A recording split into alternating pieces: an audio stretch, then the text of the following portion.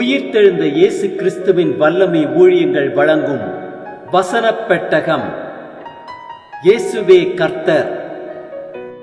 இயேசுவையே தேவன் ஆண்டவரும் கிறிஸ்துவுமாக்கினார். இயேசுவே ராஜாதி ராஜா, கர்த்தாதி கர்த்தா. கிறிஸ்துவே மரித்தோர் மேலும் ஜீவனுள்ளோர் மேலும் ஆண்டவர். கிறிஸ்துவே போதகரும் ஆண்டவருமாயிருக்கிறார். வசனப் பெட்டகத்தின் இன்றைய தின கருப்பொருள் ஜீவ பலி, living sacrifice. The dictionary defines sacrifice as anything consecrated and offered to God. Sacrifices of animals became obsolete and are no longer of any effect when Jesus Christ gave himself once for all time sacrifice on the cross.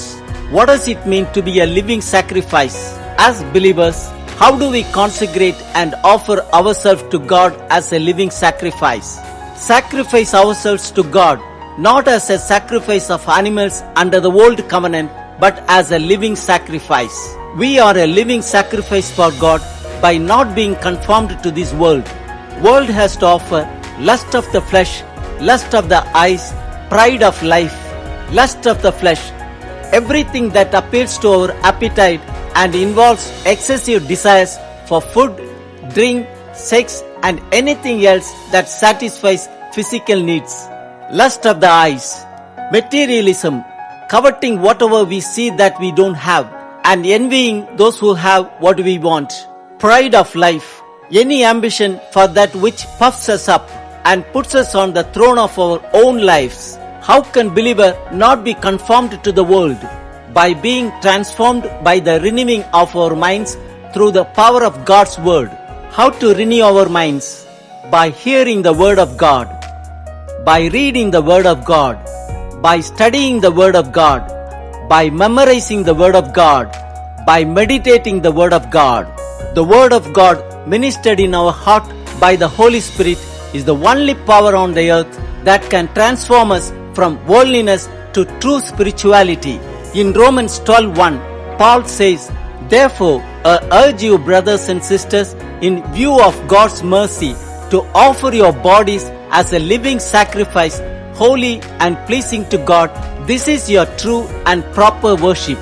Why don't you start renewing your minds by hearing, reading, studying, memorizing and meditating the word of God and offer your body as a living sacrifice to your God? You can have victorious life with Jesus Christ in this world and no evil thoughts will come into your mind. God bless you all. அப்படி இருக்க சகோதரரே, நீங்கள் உங்கள் சரீரங்களை பரிசுத்தமும் தேவனுக்கு பிரியமுமான ஜீவ பலியாக ஒப்புக் கொடுக்க வேண்டும் என்று தேவனுடைய இரக்கங்களை முன்னிட்டு உங்களை வேண்டிக் கொள்ளுகிறேன். இதுவே நீங்கள் செய்யத்தக்க புத்தியுள்ள ஆராதனை. ஜீவ பலியை குறித்ததான வேத வசனங்களை பார்க்கலாம். ரோமர் 12:2 வாசிக்கிறோம், நீங்கள் இந்த பிரபஞ்சத்துக்கு ஒத்த வேஷம் தெரியாமல் தேவனுடைய நன்மையும் பிரியமும் பரிபூர்ணமுமான சித்தம் என்னதென்று பகத்தெறியத்தக்கதாக உங்கள் மனம் புதிதாகிறதுனாலே மறுரூபமாகுங்கள். 1 யோவான் 2:16-17 வாசிக்கிறோம், ஏனெனில் மாம்சத்தின் இச்சையும் கண்களின் இச்சையும் ஜீவனத்தின் பெருமையுமாகிய உலகத்தில் உள்ளவைகள் எல்லாம் பிதாவினால் உண்டானவைகள் அல்ல, அவைகள் உலகத்தினால் உண்டானவைகள். உலகமும் அது நிச்சயம் ஒழிந்து போம், தேவனுடைய சித்தத்தின்படி செய்கிறவனோ என்றென்றைக்கும் நிலைத்திருப்பான். கலாத்தியர் 5:16-17 வாசிக்கிறோம், ஆவிக்கேற்றபடி நடந்து கொள்ளுங்கள், அப்பொழுது மாம்ச இச்சையை நிறைவேற்றாதிருப்பீர்கள். மாம்சம் ஆவிக்கு விரோதமாகவும் ஆவி மாம்சத்துக்கு விரோதமாகவும் இச்சிக்கிறது. நீங்கள் செய்ய வேண்டும் என்று இருக்கிறவைகளை செய்யாதபடிக்கு இவைகள் ஒன்றுக்கொன்று விரோதமாய் இருக்கிறது. எபேசியர் 5:1-2 வாசிக்கிறோம், ஆதலால் நீங்கள் பிரியமான பிள்ளைகளைப் போல தேவனை பின்பற்றுகிறவர்களாகி கிறிஸ்து நமக்காக தம்மை தேவனுக்கு சுகந்த வாசனையான காணிக்கையாகவும் பலியாகவும் ஒப்பு கொடுத்து நம்மில் அன்பு கூர்ந்தது போல நீங்களும் அன்பிலே நடந்து கொள்ளுங்கள்.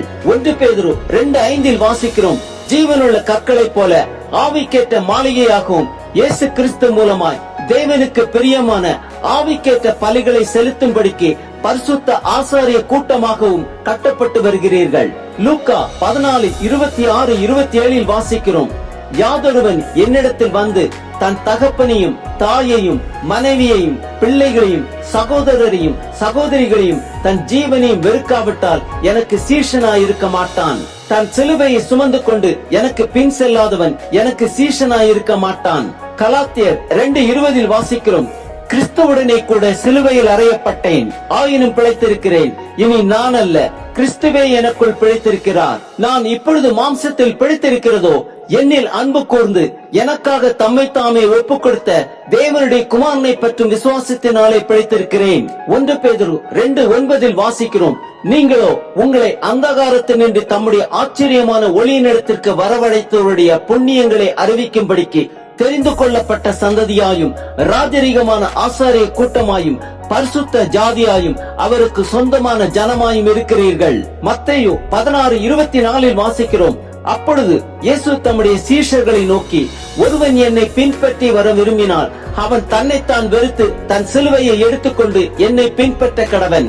1 கொரிந்தியர் 6:19-20 வாசிக்கிறோம், உங்கள் சரீரமானது நீங்கள் தேவனாலே பெற்றும் உங்களில் தங்கியும் இருக்கிற பரிசுத்த ஆவியினுடைய ஆலயமாய் இருக்கிறது என்றும் நீங்கள் உங்களுடையவர்கள் அல்ல என்றும் அறியீர்களா? கிரயத்துக்கு கொல்லப்பட்டீர்களே, ஆகையால் தேவனுக்கு உடையவைகளாகிய உங்கள் சரீரத்தினாலும் உங்கள் ஆவியினாலும் தேவனை மகிமைப்படுத்துங்கள்.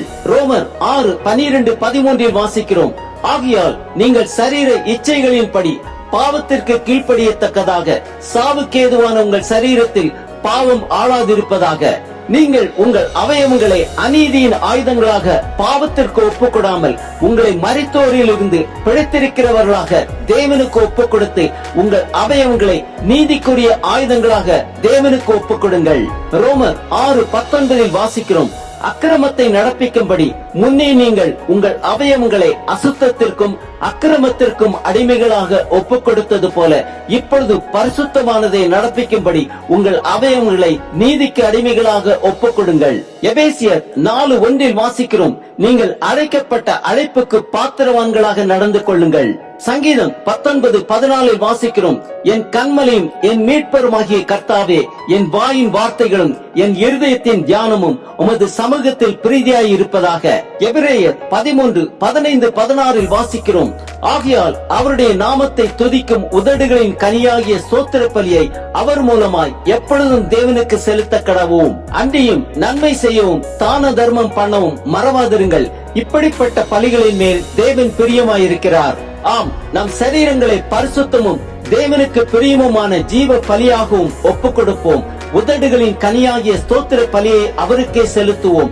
ஆவிக்கேற்றபடி நடந்து கொள்வோம். அப்பொழுது மாம்ச இச்சையை நிறைவேற்றாதிருப்போம்.